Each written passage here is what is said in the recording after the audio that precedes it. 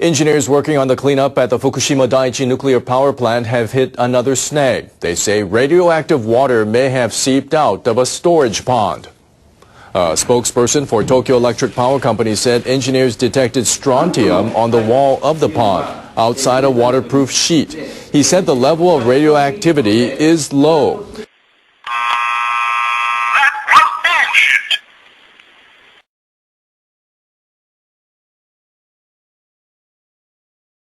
He said engineers will investigate what caused the problem, and he said they plan to transfer the water to another pond. Engineers dug the ponds to store groundwater that floods into the reactor buildings and gets contaminated. They have to filter and store hundreds of tons every day. They've reported a string of other problems. The cooling system for a fuel pool failed on Friday. It was offline for 3 hours. And a power failure last month caused a blackout that lasted 29 hours.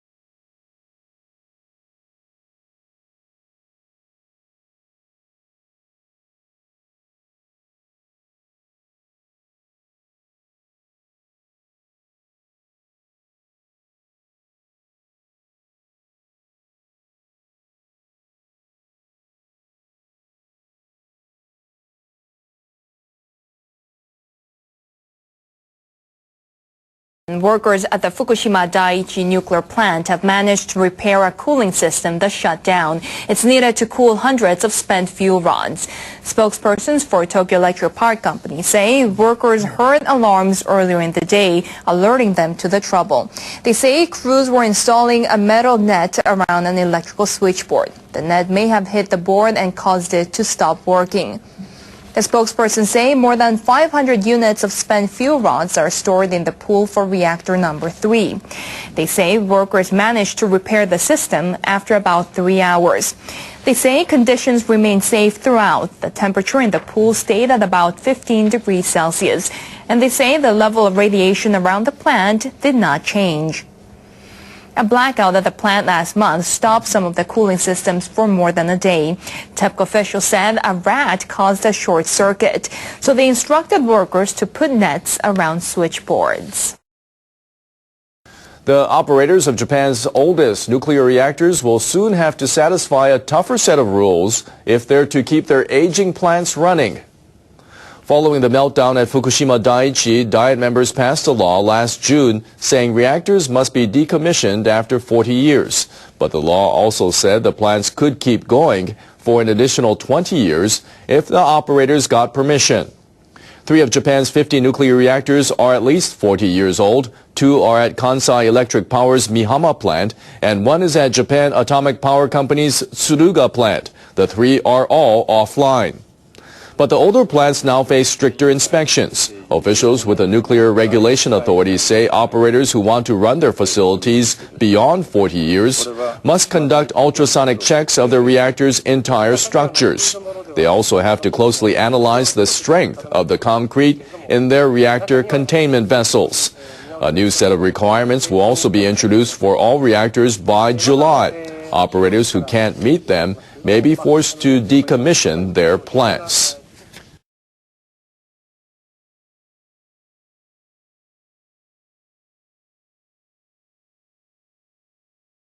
People who work in Japan's fishing industry are still hurting 2 years after the earthquake and tsunami in the northeast. The raging waters left cars, cement blocks, and all kinds of rubble strewn across the ocean floor. Local authorities haven't been able to do much to improve the situation, so some fishermen are turning elsewhere for help. NHK World's Marie-France Sato has more. Yasuaki Kagi takes pictures out of the sea near disaster areas. He captures images of the rubble from the Great East Japan earthquake. The water is still cold in February, But this doesn't hold Kagi back. Cars, homes, they all got washed into the sea by the tsunami. But amid the devastation, Kagi finds life. In February, a collection of Kagi's photos was published as a book. Ever since, he's traveled to events around Japan. He shows his photographs and talks about the condition of the seafloor. With all that wreckage, the ocean looked scary at first, but in the end, the photos gave me hope. That was good. I want to show new life emerging in the sea near the disaster area. I believe these photos will give hope to people who may have been discouraged before. At the end of February, Kagi traveled to Iwate Prefecture. Some fishermen in Taro Ward had invited him to take pictures.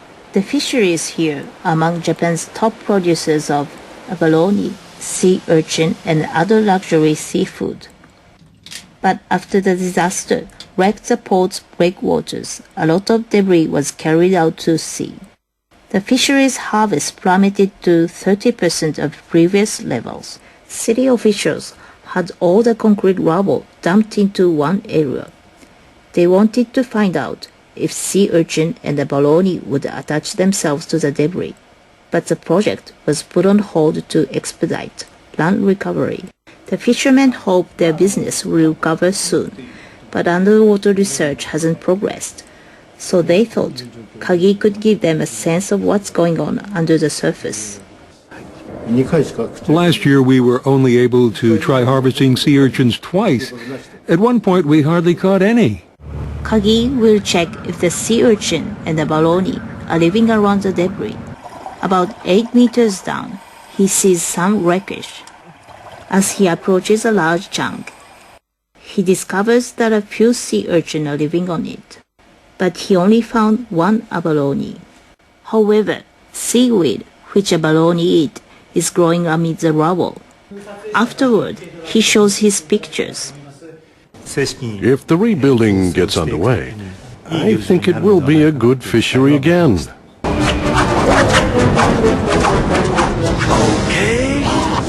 Some are worried that the seaweed will not grow among all the different kinds of rubble.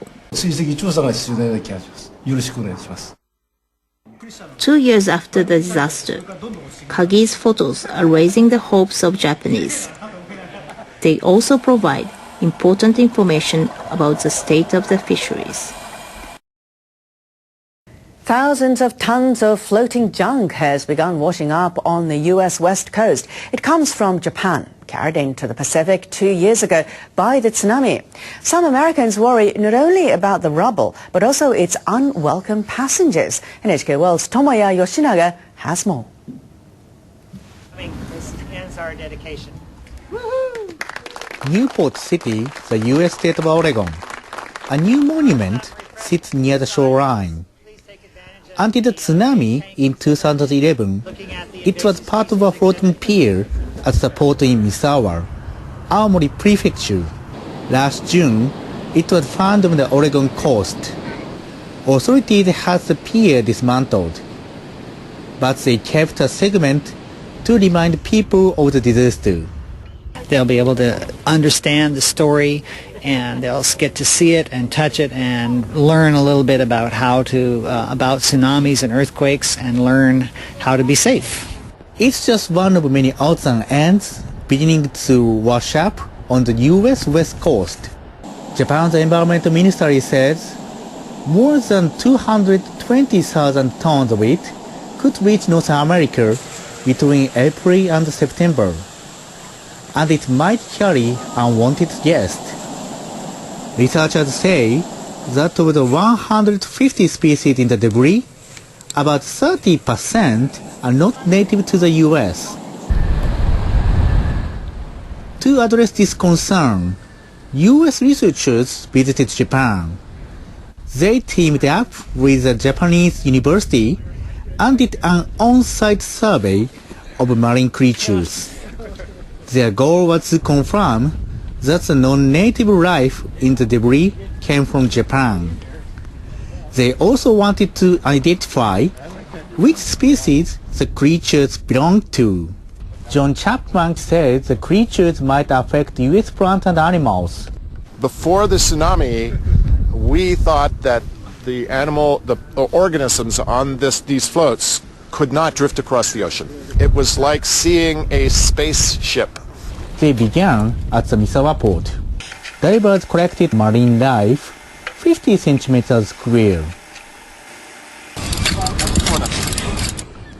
Some of these creatures are not found in the U.S. Okay, that's all over the bottom. We didn't find those. We didn't find those in Oregon. They collected samples from 23 locations. Then they classified the samples and they confirmed one of the non-native creatures belongs to the Assyrian family. Our estimate of 150 species is the minimum number that made it across. That's what we're going to estimate here with this kind of research. We're going to tell you how that happened. More foreign marine life is expected to arrive along with the debris. U.S. experts plan DNA tests, and they're also preparing for the impact on the ecosystem.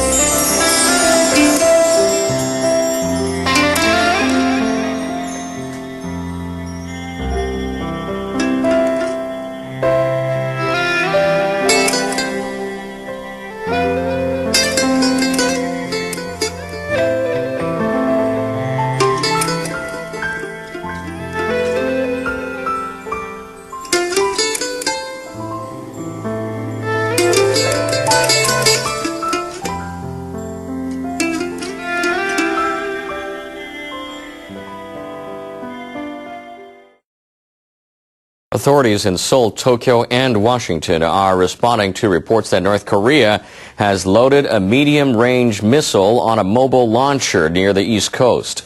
NHK has learned from Japanese and U.S. diplomatic sources that North Korea transported 2 large pieces of equipment to a site near Wonsan. They say fuel tanks and mobile launchers were also unloaded from a train in the same area.